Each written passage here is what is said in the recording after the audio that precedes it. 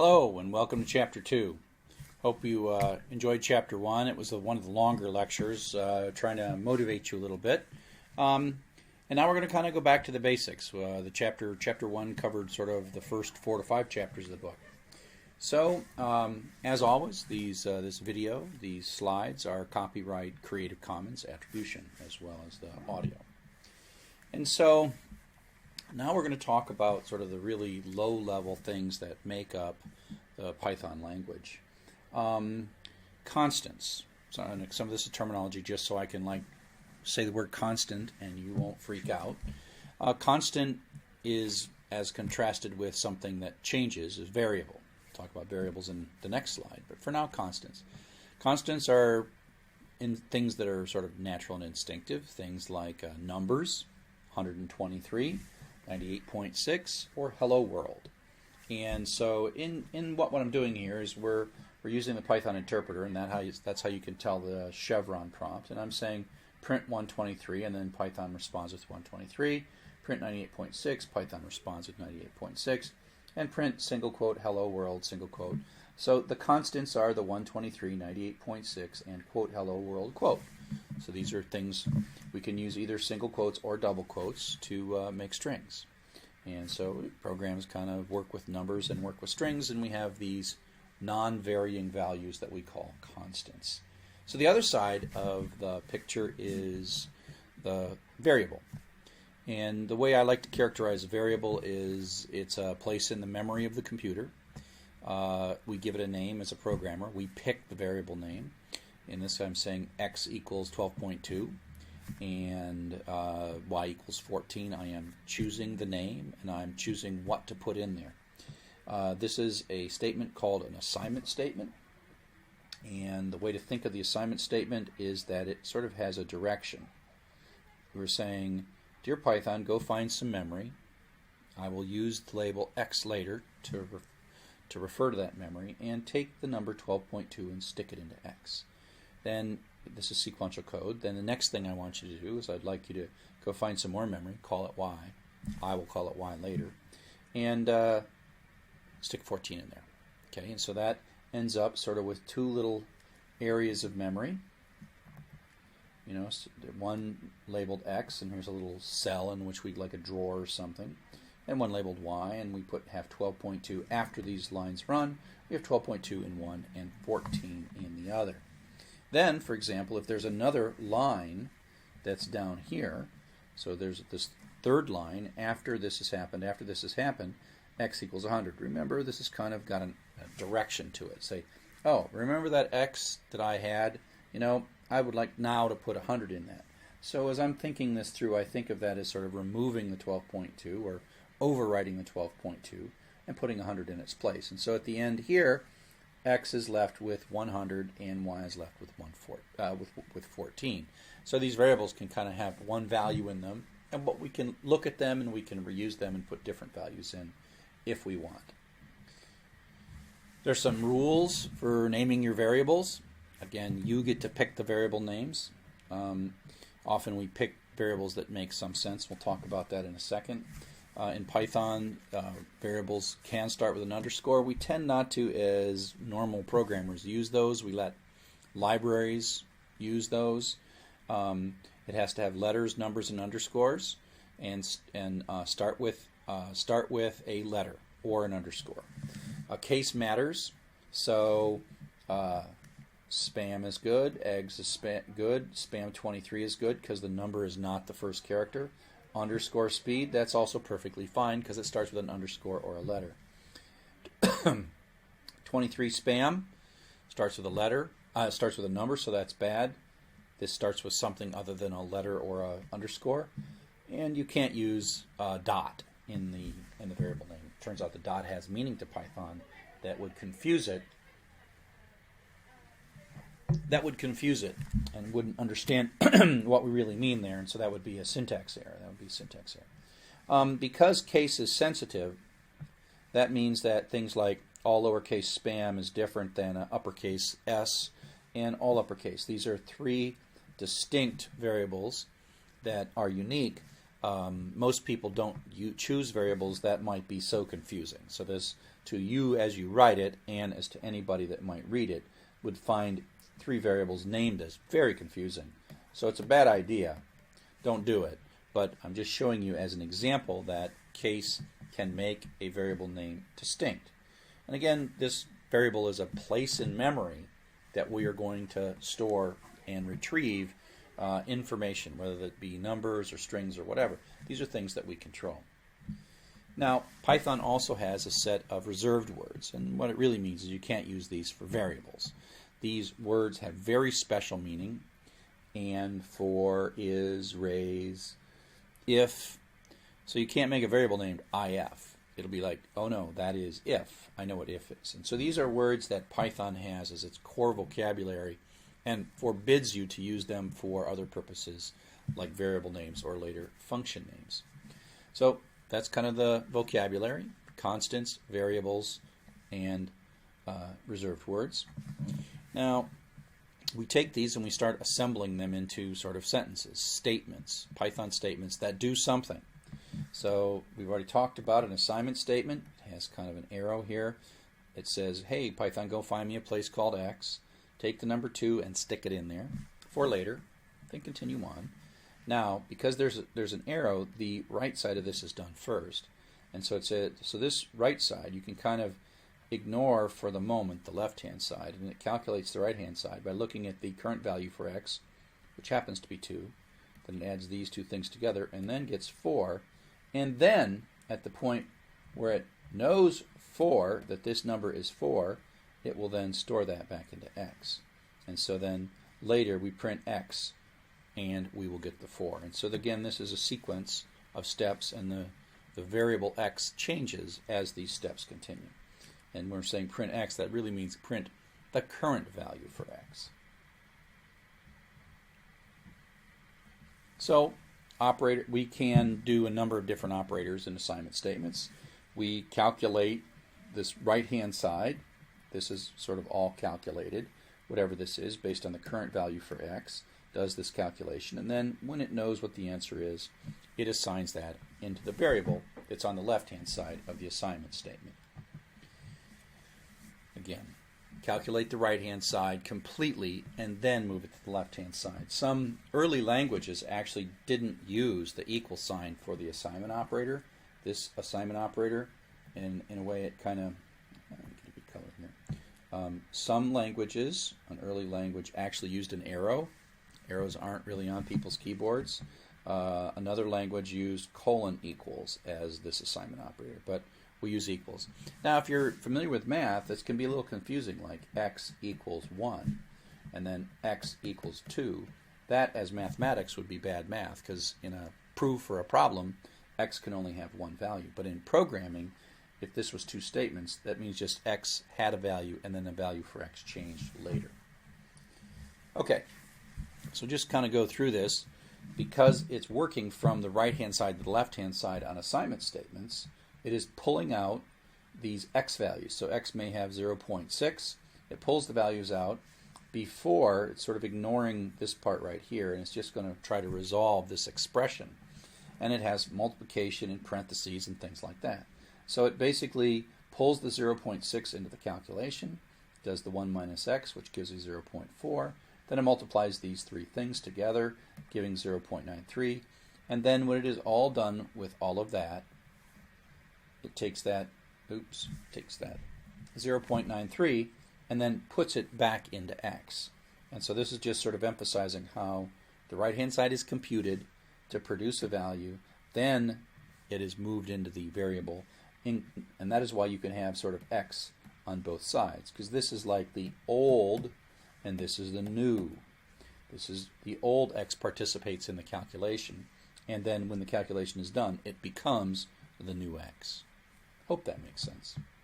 So this on the right-hand side here is a numeric expression. So we have a number of different operators. Some of them are instinctive, intuitive, the plus and the minus. The reason some of these are so weird is in the really old days we didn't have too many things on the keyboard, and a lot of programs were very mathematical. And so they figured out what was on the keyboard of the computer equipment of the day, and then they had to fake certain things. So it turns out that plus and minus were on the keyboard, And so plus and minus are addition and subtraction respectively. There was no kind of times operator for multiplication, and dot was used for decimal points, so they used asterisk for multiplication. So in computers, languages, nearly all of them, they basically use times for multiplication. Slash is used for division, so we say like 8/2, which is 8 divided by 2. Raising something to the power, like 4 squared, that is double asterisk. And then remainder is if you do a division, that gives you the remainder rather than the divisor. So 8/2 is 4, remainder 0. So the remainder is what you get with this particular operator. There's a few cool things that we can do with remainder that we won't talk about right away, but it's there. And so here's just a couple of sample expressions. Let's give me green. Okay. So again, I'm using the Python interpreter, so you can kind of this is just the prompt. These chevrons are the prompt. Create the variable xx and assign it to 2. Retrieve the old value in an addition, then print it out, put it back into xx, so xx has 4. Yy, this is a multiplication. 440 times 12 is 5,280. Yy over 1,000. Now this is a little counterintuitive. This, because yy is an integer, it then does it in a truncated division, and so 5,280 divided by 1,000 is 5. Now, if so that's an integer division. We'll see in a second about floating point division. Now we take the variable jj and we set it to 23, and now we're going to use the modulo or remainder operator to say what is jj, what is the remainder when we divide this jj by 5. And so if you think about this, we take old long division, 23 divided by 5, you end up with 4, and then remainder 3. The modulo operator, or the percent, or the remainder operator, gives us back this number, and so that's why kk is 3. It is the remainder of 23 when divided by 5, or the remainder of the division of 5 into 23. And the raising to the power, 4 cubed, oh, that's not so nice, 4 cubed is 4 star 3, and so that ends up being 64. So that's just operations. Now, just like in algebra and mathematics, we have rules about when to which operations happen first. In general, things like the power happens before the multiplication and division, and then the addition and subtraction happen. And so there are some rules that when you're looking at an expression and trying to calculate what its value is, if you don't have parentheses, it follows these rules. And so the rule that sort of trumps all the rules is that parentheses are always respected. So a lot of us just write these with parentheses in place, even sometimes though you don't need it. Then after parentheses have been handled, then it does exponentiation, then it does multiplication, division, and remainder, and then it does addition and subtraction, and then when all else being equal, it just works left to right. So let's look through an example. So here is a calculation that is, 1 plus 2 times 3 divided by 4 over 5, and the question is, what order does this happen? Okay, and so let's sort of take a look at this. And so we start with, are there any parentheses? And the answer is no, there are no parentheses. So let's go next. Power. And so the power says, okay, let's look across and find those things that are raised to a power, and the 2 cubed, or 2 to the 3rd power, is the power. So we're going to do that one. Okay, and then we can, the way I do it when I'm sort of doing these slowly is I rewrite it.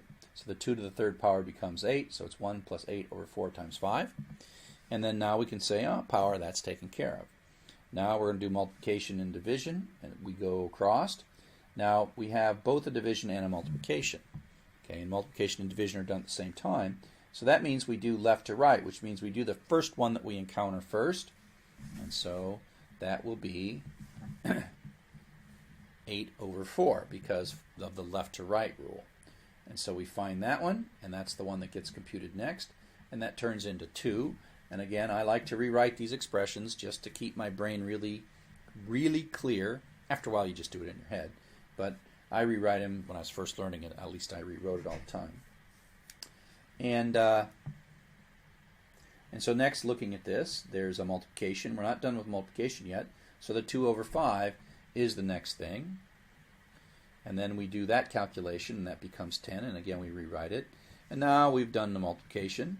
And we're going to do addition next, and that's just 1 over 10. And that becomes 11. And so basically, this big long thing, through a series of successive steps, becomes 11. And indeed, when we print it out, that's what we get. Okay? So there's the rules that are parentheses, power, multiplication, addition, and then left to right. But smart people usually just put parentheses in. So here's an exam. Oop, go back. Here's an exam question. Now, I wouldn't write this code, right? I wouldn't write this code this way. I would put a parenthesis here and a parenthesis there. It's the same thing, because that's exactly the 2 times 3 is going to happen, and the 4 over 5 is going to happen, and then the plus and the minus will happen left to right. But why not make it easier on your readers and just put the parentheses in? Because they're redundant, they're not necessary, but away you go. Now, if you don't want it to happen in that order, of course, then you have to put parentheses. If you want the addition to happen before the multiplication, then you have to put parentheses in, which you can. But we tend to recommend that you use more parentheses rather than less parentheses. Now, Python integer division in Python 2, which we're using Python 2 for this class. There's a new Python 3 that the world is slowly transitioning to, and a lot of people are using it and teaching, but it's not as common sort of in the real world with libraries and utilities. And so we'll stick with Python 2 for a few more years until Python 3 really kind of turns the corner. It's nice to have it there, but there's so much Python, and it's so popular, Python 2, that it's just kind of hard to get everybody up to Python 3. So in Python 2, integer division truncates, and you saw that before, where I did the 5,280 by 1,000, and I got 5 as it. But we can look at a couple of examples that make this really quite clear. So 10 divided by 2 is 5, as you would expect. 9 divided by 2 is 4. Not exactly what you'd expect. You kind of expect that to be 4.5 instead of 4. But in Python 3, it will be 4.5. But for now, in Python 2, 9 over 2 is 4.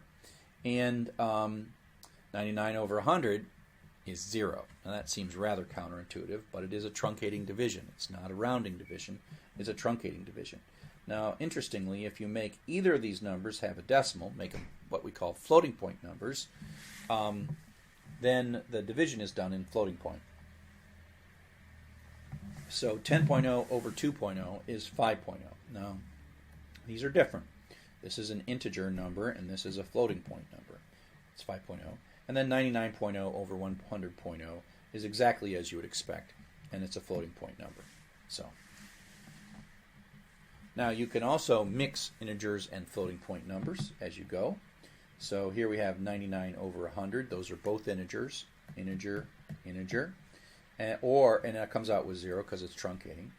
Now if we have an integer and a floating point number, 99 over 100.0, then that comes out as 0.99. And either one, if we have 99 over 100, that's a floating point, and that's an integer, we still end up with a floating point. So this is a floating point, floating point. And even in complex expressions, as it evaluates, when it sees an integer, so the first thing it would evaluate is this would become a 6. So it would be 1 plus 6 over 4.0 minus 5. Then it would be doing this 6 over 4.0, and that would be 1.5. 1 plus 1.5 minus 5. And so this is an integer, and that's a floating point, and the result becomes a floating point. And then the rest of the calculation is done floating point to the point where the ultimate is a floating point negative 2.5. So you can throw a floating point into a calculation, and as soon as the calculation touches the floating point, the remainder of the calculation is done in floating point. Kind of converts it to floating point, but it doesn't want to convert it back because it considers floating point sort of the more general of the representations.